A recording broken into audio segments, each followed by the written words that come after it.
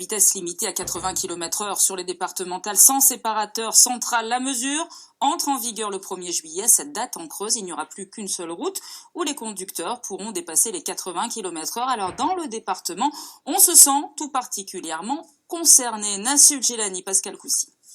Nous sommes sur la RN 145 entre la Souterraine et Guéret. Au 1er juillet, ce sera la seule route en Creuse où on pourra conduire au-delà de 80 km/h.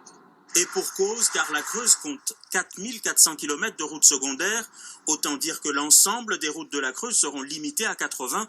Or, pour ce motard, ce n'est pas tant la vitesse, mais l'état des routes qui est en cause.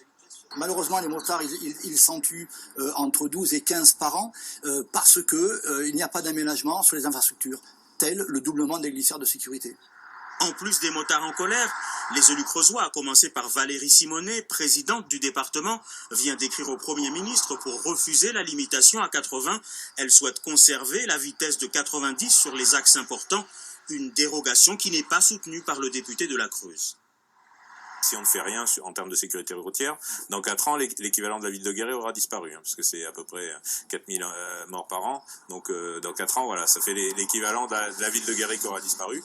Alors si ça permet de sauver 14 000 personnes dans 4 ans, moi je trouve que ça vaut le coup. De toute façon, c'est une expérimentation jusqu'en 2020, et on verra en 2020 si effectivement, comme ils le disent, ça n'a aucune influence, si ça en a une.